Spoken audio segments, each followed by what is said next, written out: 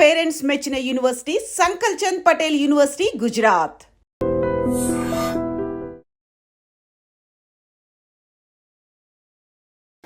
అందరికీ నమస్కారం. నేను మీ ఆయుర్వేద డాక్టర్ చిట్టిపొట్ల మధుసూదన శర్మని. మనం ఈ వీడియోలో నరాల బలహీనత సమస్యకి బాదాం పప్పుతో వైద్యం అనేటువంటి అంశాన్ని గురించి తెలుసుకోబోతున్నాం. ఈ రోజుల్లో వయస్సుతో నిమిత్తం లేకుండా, స్త్రీ పురుష తారతమ్యం లేకుండా ఎంతోమందిని వేధించి రకరకాల ఇబ్బందులకు గురి చేసేటువంటి అత్యంత సర్వసాధారణటువంటి సమస్య నరాల బలహీనత. ఈ నరాల బలహీనత అనేటువంటి సమస్య ఉన్నటువంటి వాళ్ళు చాలామందికి శక్తి కోల్పోయినట్లుగా ఉండేటువంటి పరిస్థితి ఏర్పడుతుంది. కాళ్ళు చేతులు పిక్కలు లాగుతుండేటువంటి పరిస్థితి ఏర్పడుతుంది. నీరసము, నిస్త్రాణ, బలహీనత, అంతుబట్టని అంతుచిక్క నీరసం ఉండేటువంటి పరిస్థితి ఏర్పడుతుంటుంది. ఏ పని మీద ఆసక్తి ఉండకుండా ఉండేటువంటి పరిస్థితి ఏర్పడుతూ ఉంటుంది. మరి కొంతమంది అయితే పౌష్టికరమైన ఆహారం తీసుకున్నప్పటికీ ఈ సమస్య ఉంటుంది. కొంతమందికి పౌష్టికకరమైన ఆహారం తీసుకున్నటువంటి వాళ్ళలో ఈ సమస్య కలుగుతుంటుంది. కొంతమందిలో చక్కటి నిద్ర, చక్కటి ఆహారం తీసుకున్నప్పటికీ ఈ సమస్య కలుగుతూ ఉంటుంది. మరి కొంతమందిలో ఆ యొక్క వ్యాధుల యొక్క ప్రభావం చేత, వ్యాధులలో సైడ్ ఎఫెక్ట్స్ భాగంగా నరాలకు సంబంధించినటువంటి సమస్యలు వచ్చినప్పుడు కొంతమందిలో కలుగుతుంటుంది.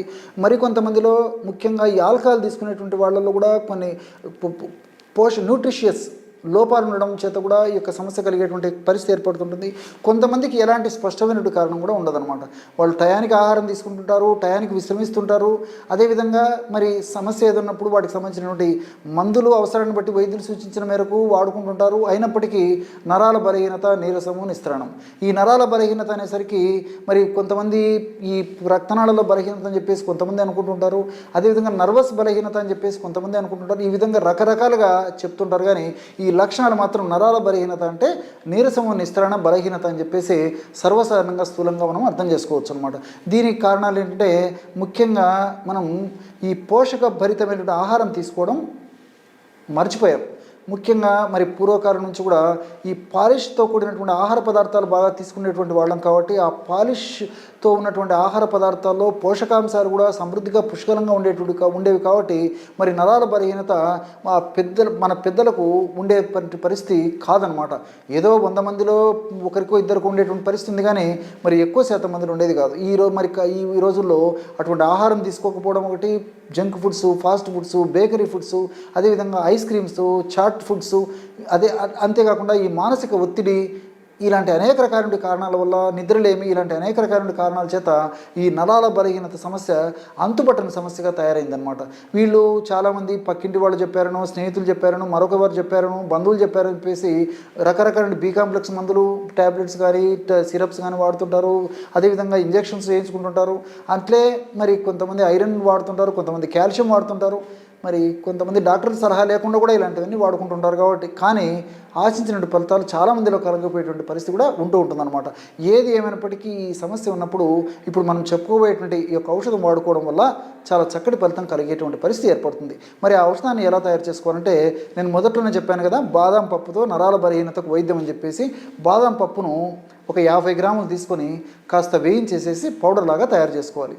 అట్లే ఎండు ఖర్జూరం కాయ పెచ్చులు, ఎండు ఖర్జూరం కాయలు తెచ్చుకొని దంచేసేసి లోపల విత్తనాలు తీసేసి పై పెచ్చులని 1 లేదా 2 రోజుల పాటు కాస్త అలాగే ఆరనించి కానీ లేకపోతే ఎండలో పెట్టి కానీ ఎండించేసేసి మెత్తగా చూర్ణంలాగా తయారు చేసుకొని ఆ యొక్క చూర్ణాన్ని కూడా ఒక 50 గ్రాములు తీసుకోవాలి. బాదం పప్పు చూర్ణం 50 గ్రాములు, అదేవిధంగా ఎండు ఖర్జూరం పెచ్చుల యొక్క చూర్ణం 50 గ్రాములు, మూడవ పదార్థంగా కిస్మిస్ కూడా అందులో కలిపేసారనమాట. కాస్త నలగొట్టేసేసి చివరగా ఏలకుల చూర్ణం, ఎలాచి పౌడరు ఒక 5 గ్రాములు, అంటే ఏలకులను తీసుకొని దంచేసేసి పైన పొట్టును తొలగించి లోపల విత్తనాలు తీసుకొని చూర్ణంలాగా తయారు చేసుకొని ఆ యొక్క చూర్ణాన్ని కూడా ఒక 5 గ్రాములు కలుపుకోవాలన్నమాట.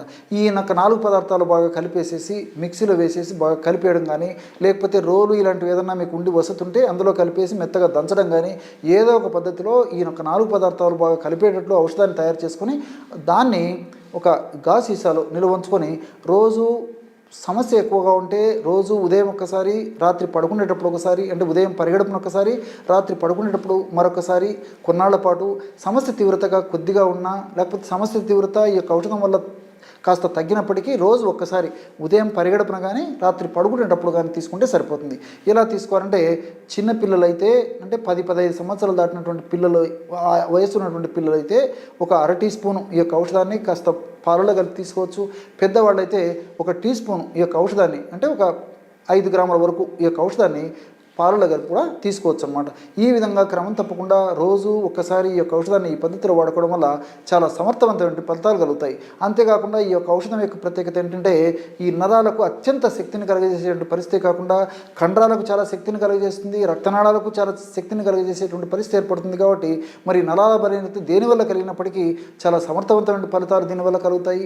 అంతేకాకుండా ఈ నరాల బలహీనత కలిగేందుకు ప్రధానమైన కారణము ఎక్కువ శాతం మందిలో మెదడులో కొన్ని రకాలైన హార్మోన్ రసాయన పదార్థాల ఉత్పత్తిలో హెచ్చుతగ్గులు కావడం వల్ల కూడా ఈ యొక్క సమస్య కలిగేందుకు అవకాశం ఉంటుంది. కాబట్టి మెదడులో అలాంటి హానికారకమైన పదార్థాల ఉత్పత్తిని తగ్గించి మెదడును చైతన్యవంతంగా చేసేందుకు మెదడులో ఉన్నటువంటి కణజాలాన్ని, కణాలని, నరాలని మరింత శక్తివంతంగా, సమర్థవంతంగా పనిచేసేందుకు కూడా ఇప్పుడు మనం చెప్పుకోబోయేటువంటి ఔషధం సమర్థవంతంగా పనిచేస్తుంది. కాబట్టి నరాల బలహీనత సమస్యకి ఈ యొక్క ఔషధం వాడుకోవడం వల్ల చాలా అద్భుతమైన ఫలితం ఉంటుంది.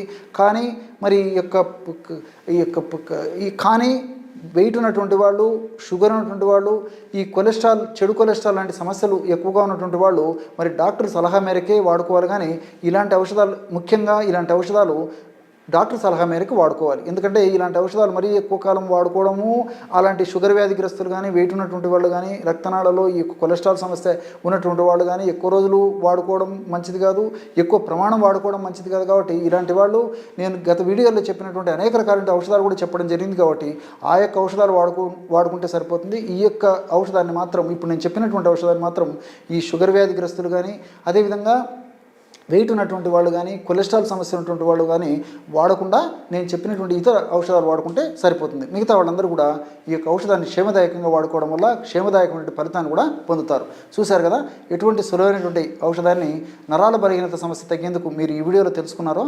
మరొక వీడియోలో మరొక అంశంతో మళ్ళీ కలుద్దాం. అంతవరకు నమస్కారం. మీ చిట్టిపట్ల.